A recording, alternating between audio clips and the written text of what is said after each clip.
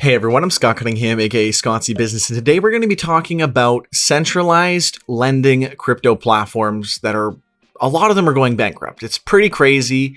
I know I just recently talked about this and how I said keep your money off of exchanges and lending platforms, which again, you really still should. This is the continued message of that. If anything, if you don't want to bother watching this video, that is still just the message.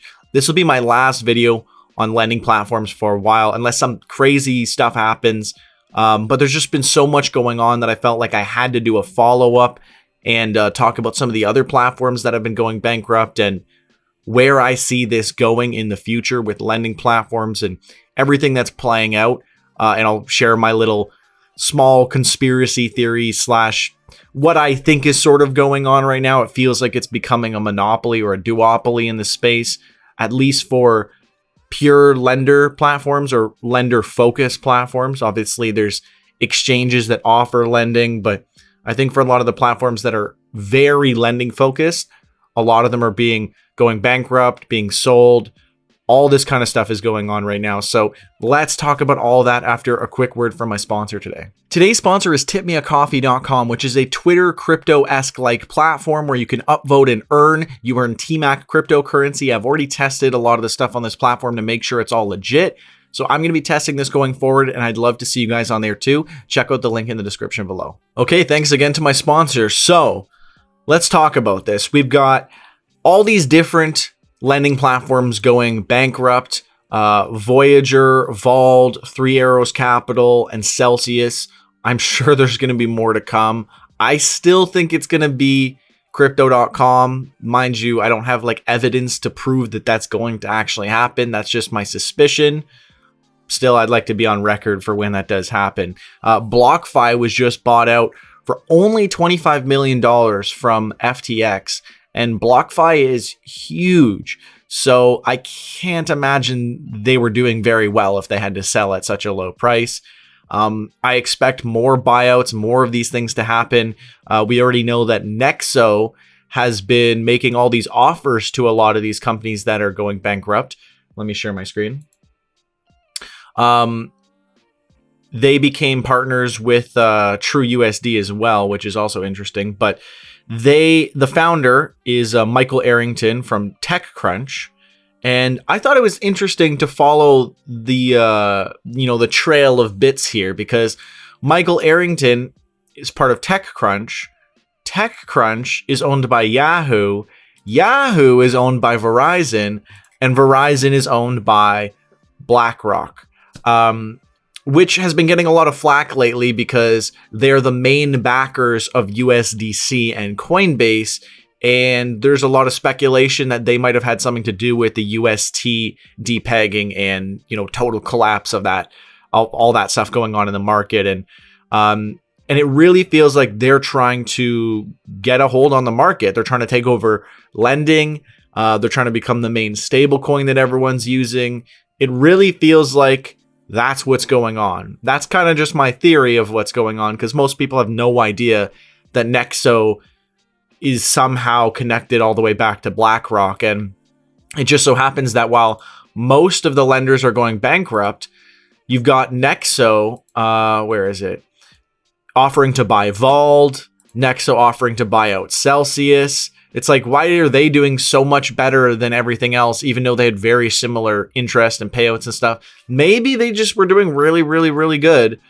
But to me, it feels like a lot of this was probably going to happen anyways. And here's BlackRock, of course, trying to buy up all of the companies and consolidate power. And again, BlockFi was just sold to FTX. I don't know who owns FTX and how all that all connects, but the space is consolidating, very similar to the .com bubble, where a few really successful, websites that actually did stuff like Google and Yahoo and all these things, they ended up coming out of the .com bubble way on top, and everything else went to zero, and they consolidated a lot of the stuff that was there too. It feels like the same thing is kind of happening here. But it feels a little bit more manipulated because, BlackRock is one of the, if not the largest firm in the world or for hedge fund. And they have so much control over the stock market, crypto market, everything. And here they are buying up all the lenders. Of course, the exchanges that also offer lending aren't all going bankrupt, but most of the lending focused platforms are going bankrupt. And I won't be surprised if Blackrock continues to acquire more companies in the space that are, doing very poorly, and if it has a hand in them actually doing poorly or not.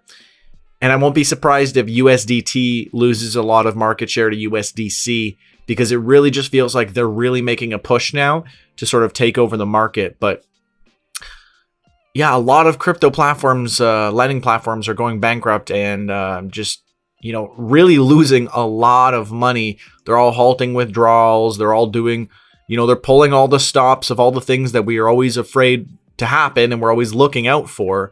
But at the end of the day, it really feels like this whole lending space is being consolidated into a monopoly. And as far as I know, Nexo is one of the few crypto exchanges that is mainly focused on just lending that is still doing well, and like they're still running just fine. I mean, even Coinbase offers lending, but no, they offer you to be able to borrow, but you can't lend to them like you would with a lot of these other lending platforms. But yeah, so, very, very interesting, a little conspiratorial that I'm talking about BlackRock getting involved with all this stuff. But at the end of the day, it really seems like that's what's happening with the lending space. And I mean, if you look at crypto as a whole, that seems to be the case for a lot of things. Storing your crypto on stock exchanges that don't actually let you withdraw your crypto or have actual ownership. Same with NFTs all being centralized. Things like PayPal, Venmo, Cash App, etc. They control your Bitcoin. You can't withdraw it. You can only buy it and sell it, and they'll hold it, and they decide what you're allowed to do. All these different ways have been ways for them to centralize crypto and take something that is essentially decentralized, but then add centralized restrictions and add conveniences so that people, patronize those services. And then because they're so popular, you've got almost more people using the centralized crypto applications and services than you do having the actual benefit of any of the decentralization that is built in. And it's kind of undoing or, circumventing a lot of those great decentralized aspects of cryptocurrency. And that is what is the most concerning. So if anything, this short video is just me saying, watch out, don't lend, continuing that narrative that you really should avoid lending. I think most DeFi lending, if done right, isn't that bad. And if you can do it with smart contracts and things like that, it's much safer because you still have control of your assets, and it's not nearly as concerning compared to what we see with the centralized lending platforms, which you want to stay very far away from. Really just anything that requires you to deposit your crypto and leave it with them, not your keys, not your crypto. Don't be doing any of that silliness. And again, mark my words, more services like this are going to go bankrupt, are going to be sold off, and we're going to see massive consolidation and monopolies forming in the crypto lending space. And that might not necessarily be that big of a problem because there's all these exchanges that also do lending, but I mean, they're all centralized too. So it seems lending is going the way of very, very centralized services and applications, which again, if you're really into the ethos of crypto, you wouldn't like any of that. And the small percent interest that you earn is absolutely not worth the risk.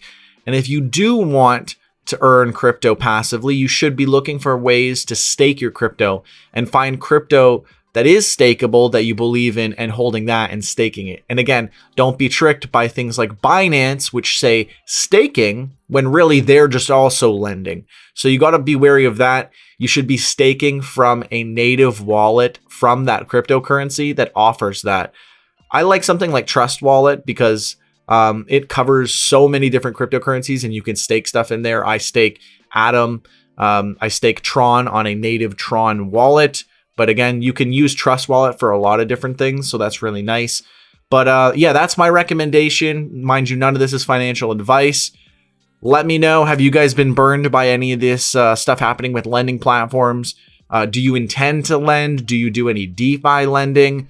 Let me know all that good stuff in the comments below. And, do you still have any confidence in centralized lending platforms?